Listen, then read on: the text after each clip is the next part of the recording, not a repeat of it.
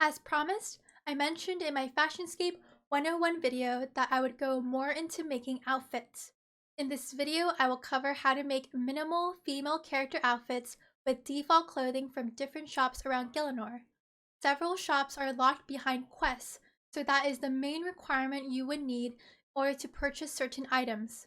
But I wanted to showcase the options there are to making a nice outfit for Fashionscape where you don't need to spend a ton of GP on it. There is so much potential just from retro and default clothing, and the options can really help when making an outfit as well as catering to a person's preference. To get started, the first thing I need to decide on was what I wanted my outfit to consist of. I wanted to keep it as simple as possible, so it's almost like a blueprint for anyone watching to get started on. Rather than making something super specific, I kept it to a general gist as much as possible. I decided to go with two colors to make my outfit based around. I started by going to the clothing shop over in Varrock, where I can speak to Tessalia for a makeover. The color palette I decided on would be a blue and cream color. This is a great way to play around and discover the potential that default clothing has to offer. I have lost track of the amount of times I would be working on an outfit, then decided to go on the default clothing route.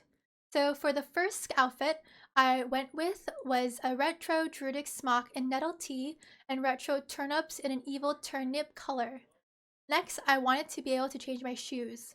The main place I like to go to is in the merchant district in Menefos, and Quasim runs a shoe store there.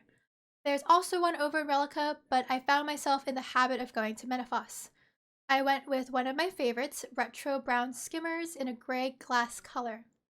Now the next thing I would do is to accessorize my outfit. I headed over to the Grand Tree to get a hat to go with the ensemble. You can find Romedi's Fine Fashions on the first floor. He sells a nice selection of pastel color clothing. Between the blue or the cream hat, I decided to go with the cream hat as I knew I wanted to have a blue cape and didn't want the outfit to be monochromatic. Then I went over to Relica to purchase a cape. This is also where you can change your shoes as mentioned if you wish. The light blue cloak was the best choice to tie the entire outfit together. In this case, I realized the top didn't match as nicely with the cloak, so I went back over to Varrock to find a color that suited better, and sparkling blue fit really well. As I mentioned earlier, several of these shops are locked behind quests, but the goal of the video is to show how I can make an outfit using only clothing shop items. Now that I've got the basics down, I can throw in more accessories and wield different items to really complete the look. It's a pretty simple outfit, nothing fancy or amazing, but it's a basis to get started on. I didn't want to leave you guys with just one outfit for the video, so we're going to backtrack and make another one. This time I chose a green and yellow colored outfit as it's two of my personal favorite colors. The outfit I wanted to make was something different, to showcase the variety that there is.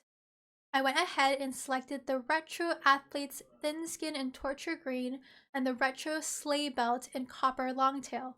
Since the stockings were a part of the shoes, I went back over to Quasim's and Menefos to change them to copper longtail as well, so I could make sure it matched the skirt. To make the most of showcasing the shops around Gielinor, I went over to Canifis for a pair of shoes. Barker's Hadbury Dashery has a nice selection of colors in hats, robes, boots, and capes. I decided yellow would complement the bottoms well enough as then it blended better with the stockings that were already part of the default bottoms. For a headpiece, I decided to go to Lunar Isle rather than just going for a traditional hat like the first outfit. I actually quite like MoonClan fine clothes. I've got both the MoonClan helm and the MoonClan hat in my keepsake. The MoonClan helm looks more like a crown or tiara, and the MoonClan hat has more of a flat, wide brim hat aesthetic to it. I went ahead and chose the MoonClan helm this time as it really brings out the yellow in the outfit. While I was here, I also decided the MoonClan cape would tie the outfit together really nicely. Rather than having to find a neck slot, the cape tied around perfectly and didn't make my character's neck look so bare. Again, the top color wasn't what I was hoping for, so I went back and Ranger's Aid Green was the color that matched the cape perfectly. So in the end, I managed just to show 2 outfits out of the hundreds of possibilities and combinations that there are. I encourage you to try this out if you're looking just to start with something minimal and simple. From there, you can expand and make your fashionscape tailored and unique to your liking. If you're wondering, there will be a minimal male character fashionscape video in the future. Thank you so much for watching. If you enjoyed the video, hit the subscribe button and let me know down in the comments below for more future video ideas.